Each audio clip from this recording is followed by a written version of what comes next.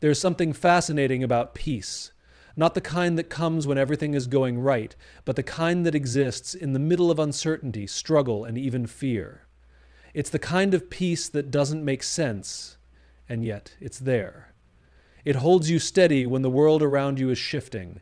It's not passive. It's not simply the absence of chaos.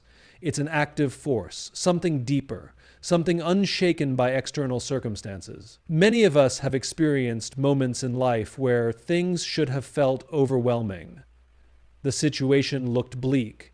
The pressure was immense. Anxiety should have been the natural response, and yet somehow there was a calm, an inner knowing that things were going to be okay.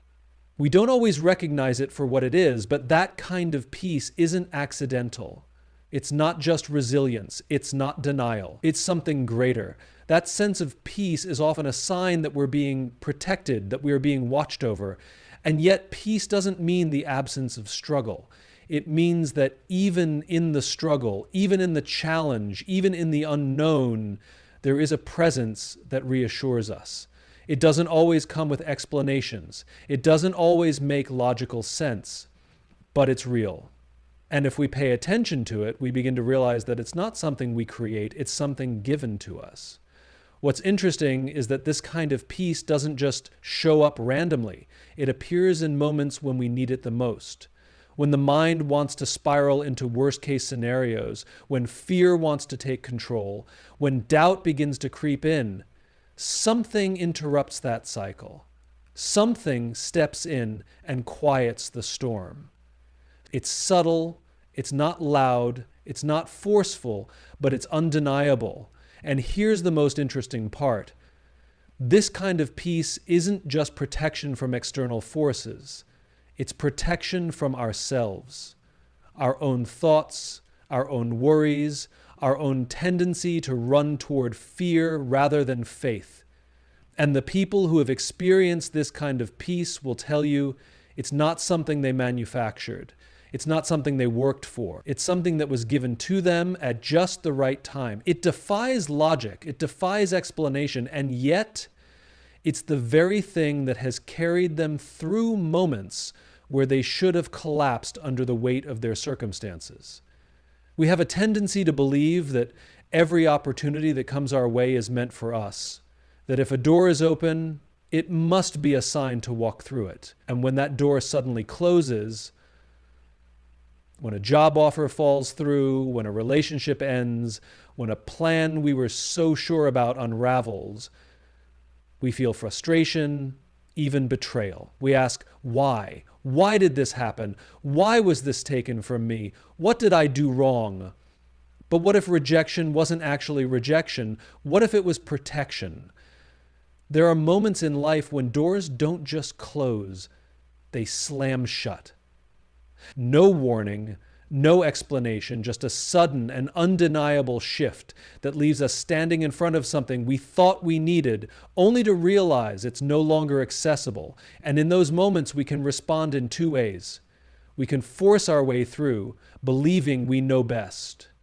Or we can pause and consider the possibility that maybe, just maybe, we were never meant to walk through that door in the first place. The challenge is, we don't like uncertainty. We like plans. We like to know what's coming next. So when a door closes, we assume something has gone wrong. We assume we've lost an opportunity. But here's the thing. Some doors close because they would have led to destruction. Some paths are blocked because they would have taken us somewhere we weren't supposed to go. Not every opportunity is meant to be pursued. Not every yes is a good yes. And here's what's even more fascinating. We usually don't realize we were being protected until much later. We don't see the full picture in the moment. We only see the disappointment, the letdown, the inconvenience, but then months or even years later, we look back and realize that if we had walked through that door, it would have taken us somewhere we weren't prepared for. Maybe it would have exposed us to harm. Maybe it would have delayed us from something better. Maybe it would have connected us with the wrong people. We've all heard stories of people who desperately wanted a specific job only to be rejected. only to find out later that the company went under or that the culture was toxic. We've all known people who fought for a relationship that ended, only to later realize how unhealthy it truly was. We don't always see it in real time, but the truth remains. Sometimes the doors that close are the very things saving us from what we cannot yet see. And what's truly remarkable is this: if we trust the process, if we trust that closed doors aren't punishments, but rather guidance, we start to see them differently. Instead of chasing after something that is no longer meant for us, we start looking for what's next. Instead of seeing rejection as failure, we begin to recognize it as redirection. And in doing so, we stop forcing our way into spaces that were never meant to hold us. We live in a world where deception doesn't always look like deception. It doesn't announce itself. It doesn't come with flashing warning lights. More often than not, it looks good. It sounds right. It feels familiar. And that's the challenge. If we're not paying attention, if we're not aware, we can find ourselves making decisions that seem fine on the surface, but underneath lead us further and further from where we're supposed to be. But something changes when discernment sharpens. At first, it's subtle. You start noticing things you didn't notice before. A shift in tone, a slight inconsistency in someone's words, a gut feeling that something isn't adding up. It's not paranoia. It's not overanalyzing. It's clarity. It's an ability to separate what is true from what only appears to be true. It's a sharpening of awareness, an internal radar that begins detecting the things that once went unnoticed.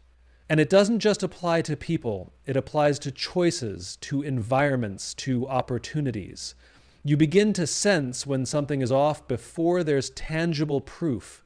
You start feeling an unease in places that used to seem comfortable. What once felt normal now feels different. You can't explain it logically, but something within you knows.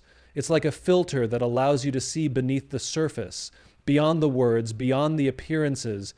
What's even more interesting is that discernment doesn't just expose deception, it also highlights what is real. When your discernment sharpens, you don't just recognize what isn't good for you. You also start recognizing what is. You begin to notice authenticity in people. You recognize sincerity in conversations. You see integrity in action, not just in words. You can tell when someone is truly for you rather than just appearing to be. And here's where it gets even more powerful. As discernment grows, so does your ability to make better decisions. The choices that once seemed confusing start becoming clearer. The hesitation that once clouded your mind starts lifting.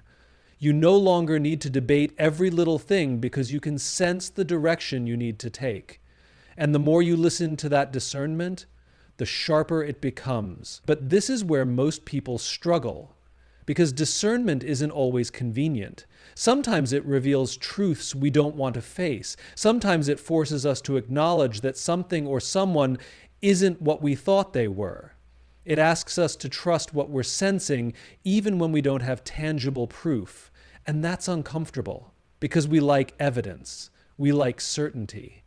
But discernment works differently. It doesn't always show you everything up front. It simply asks you to listen, to trust, and to act accordingly. We tend to think that the people who enter our lives are meant to stay. We build relationships, we form connections, and we assume that because someone is here now, they'll be here forever. And when they leave, when the friendship fades, when the relationship ends, when someone who once played a significant role in our story suddenly disappears, it feels like a loss. It feels like something has gone wrong. But what if it hasn't? What if certain people aren't meant to stay? What if their absence is actually part of the plan? It's hard to accept because we are wired for connection. We seek belonging. And when someone walks away, or when circumstances pull them away, we start questioning everything. Did I do something wrong? Was I not enough? Why did they leave? We look for answers. And when we don't get them, we start filling in the blanks with our own assumptions. But what if the reason they left has nothing to do with failure and everything to do with protection? Because here's the reality. Not everyone who enters your life is meant to go where you're going. Some people are seasonal. Some people serve a purpose for a time, and when that time is up, they go. And that's not a mistake. That's not a flaw. That's alignment. Because if they stayed, they might hold you back. If they stayed, they might take you down a path you were never meant to walk. If they stayed, you might never step into the places you were meant to go. And yet, we fight it. We chase after people who have already left. We try to reignite relationships that have run their course. We replay old conversations, hoping to find a way to make things as they once were. But the truth is, when someone leaves your life, when they drift away, when they no longer fit the path you're on, it's often because they were never meant to go any further with you. We don't always see it in the moment, but think about the people you've lost. Think about the ones who walked away. At the time, it hurt. It was confusing. But looking back, do you see how their absence made space for something else? How losing them redirected you to a better place, a better mindset, a better version of yourself. And here's where it gets really interesting. The people who leave aren't always the ones you expect. Sometimes it's the ones you thought would always be there. Sometimes it's the people you trusted the most. And that's where the real challenge comes in. Because when someone you love disappears from your life, it forces you to trust that their absence is just as intentional as their presence once was. Temptation has a way of disguising itself. It doesn't always look dangerous. It doesn't always feel wrong. In fact, more often than not, it presents itself as something good, something desirable, something that seems harmless, something that convinces us that giving in just a little won't really matter. And that's exactly how it works. It doesn't strike all at once. It wears us down little by little until we start justifying things we once knew weren't right. But something changes when conviction grows stronger. At first, it's subtle. You begin to notice a shift in what you tolerate, in what you entertain. Things that once seemed appealing start to lose their grip. The conversations you used to engage in don't feel the same. The habits you once excused now feel heavy. The people who once influenced you no longer hold the same weight in your decisions. It's not that you suddenly became better than them. It's that something inside you has changed. And what's even more fascinating is that this conviction isn't rooted in fear or guilt. It's not about following a list of rules. It's deeper than that. It's an internal knowing, a sense of clarity that wasn't there before. You don't just resist temptation because you're supposed to. You resist it because you no longer want it. What once looked like an opportunity now looks like a trap. What once felt like freedom now feels like chains. And you begin to realize that what you thought was fulfilling was actually empty all along. And here's where it gets really interesting. The stronger your conviction grows, the more temptation will try to adapt. It will shift. It will come at you in different ways. It will disguise itself in things that appear good. It will appeal to your desires, your ambitions, your insecurities. And this is where many people struggle. Because the battle isn't just about saying no to the obvious wrongs. It's about discerning the things that seem right but aren't meant for you. It's about recognizing when something is pulling you away from who you're supposed to be. It's about understanding that just because something is available doesn't mean it's beneficial.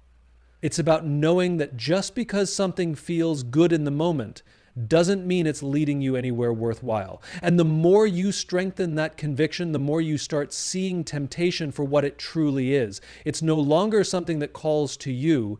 It's something you recognize from a distance. You see the patterns. You see the traps. You see how it tries to creep in through small compromises, how it tries to weaken your resolve before you even realize what's happening. We have a tendency to believe that when we're on the right path, things should get easier.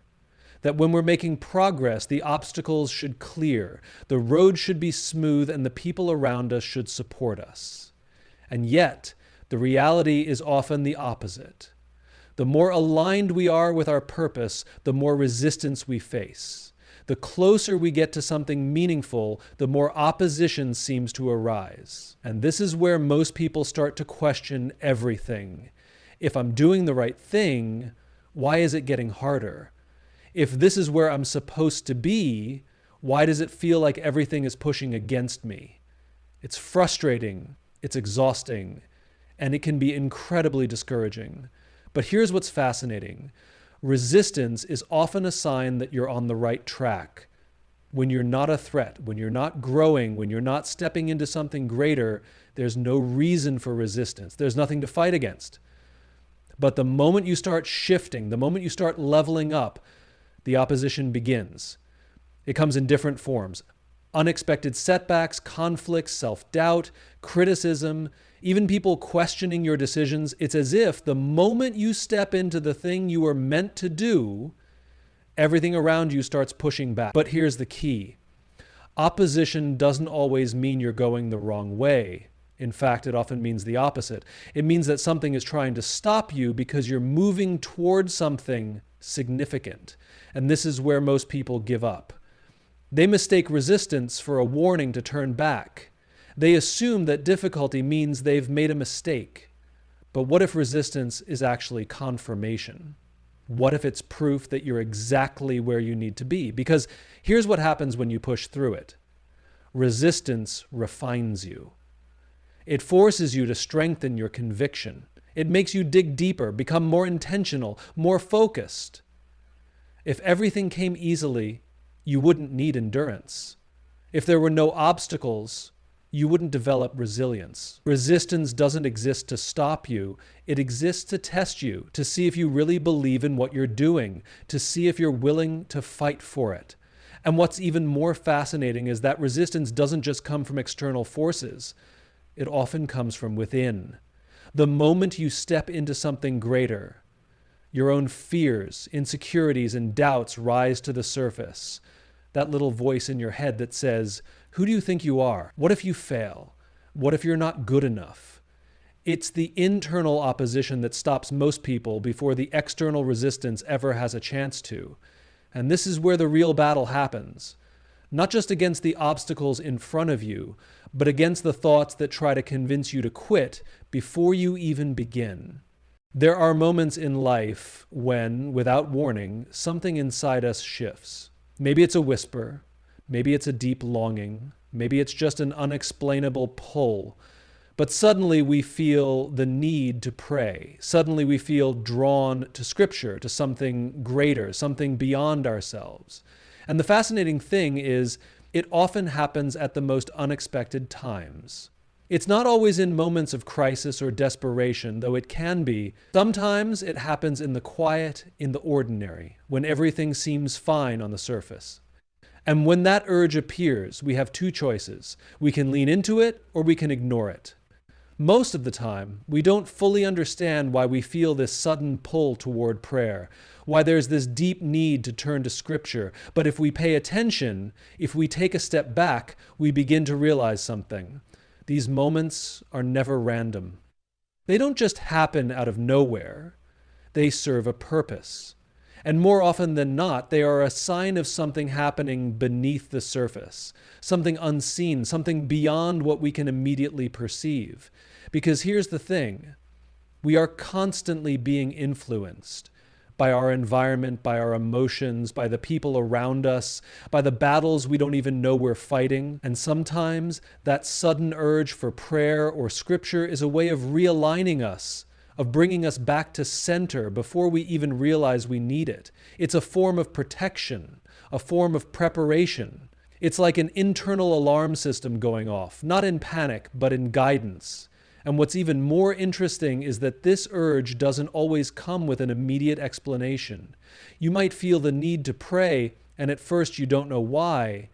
You might feel drawn to a specific verse, and it doesn't seem to make sense in the moment. But then Days or weeks later, something happens. A challenge arises, a situation unfolds, and suddenly you remember that moment of prayer. You remember that scripture, and you realize it wasn't random. It was preparing you. And this is where so many people struggle. Because we like logic. We like to understand things before we act on them. But sometimes faith doesn't work that way. Sometimes you don't get the explanation first. Sometimes you're simply called to pray, to seek wisdom, to fill yourself with truth before you even know why you need it. And that's uncomfortable. That requires trust. But the people who listen to that urge, the ones who lean into it instead of brushing it off, often look back and realize that those moments were pivotal, that there was something they were being shielded from, that there was a battle they didn't even see happening, and that the very thing they needed was given to them before they ever knew they would need it.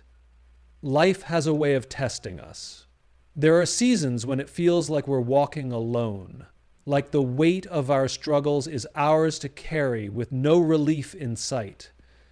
And in those moments, it's easy to believe that no one sees us, that no one understands what we're going through. But then something happens. Something small, yet incredibly powerful. Someone reaches out, a friend sends a message at just the right time, a stranger speaks a word of encouragement that hits deeper than they could possibly know. Someone steps in, offers help, provides a resource, shares wisdom without you even asking for it. It's as if right when you needed it most, support appears out of nowhere, and you wonder, how did they know? The fascinating thing is they didn't. Most of the time, people who show up in these moments have no idea what you're going through.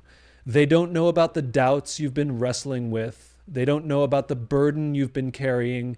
And yet somehow they say exactly what you needed to hear. They offer exactly what you needed to receive. It feels random, but it's not. It's precise. It's intentional. And this is where most people hesitate, because we like to believe we're strong enough to do things on our own. We pride ourselves on our independence. But what if the real strength is in recognizing that we were never meant to walk this journey alone?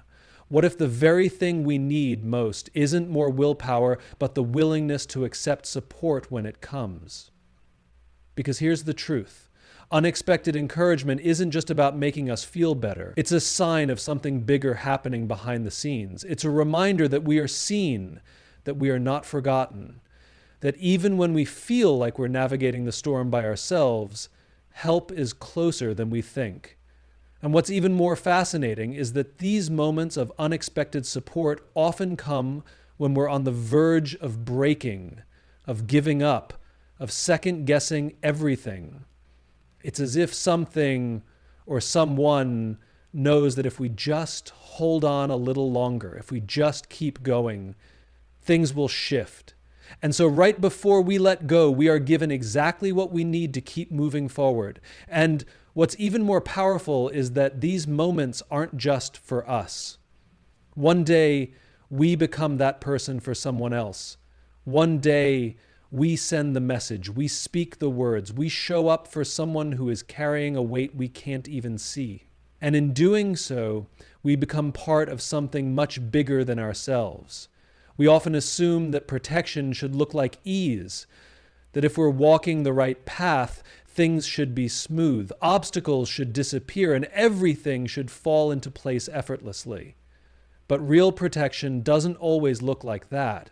Sometimes it looks like resistance. Sometimes it looks like loss. Sometimes it looks like doors closing, people leaving, temptations losing their grip, or an unexplainable pull toward something greater. And that's because protection isn't always about removing the battle, it's about equipping us for it. It's about sharpening our discernment so we recognize what isn't meant for us. It's about reinforcing our conviction so we don't fall for things that will lead us astray. It's about surrounding us with the right people at the right time and clearing out those who can no longer walk with us. The challenge is, Most of this doesn't feel like protection in the moment. When people disappear, it feels like rejection. When we face opposition, it feels like failure. When our desires shift, it feels like losing a part of ourselves. But in hindsight, we begin to see the pattern. We begin to realize that what we thought was falling apart was actually being rearranged for our good. And the most fascinating part? This protection isn't just passive, it requires our participation. It requires that we listen when we feel an urge to pray, that we trust when a door closes, that we remain steadfast when temptation tries to lure us back. It requires that we lean into discernment, even when we can't logically explain why we feel the way we do. Because protection isn't just about what is happening around us, it's about what is happening within us. So the next time you feel like everything is shifting, the next time resistance increases, the next time someone unexpectedly exits your life or an opportunity closes, take a step back. Look at the bigger picture. What feels like difficulty may actually be divine redirection. What feels like loss may actually be protection in disguise. Because when you're being guarded from something unseen, you won't always recognize it in the moment, but in time, you will look back and realize you were being protected all along.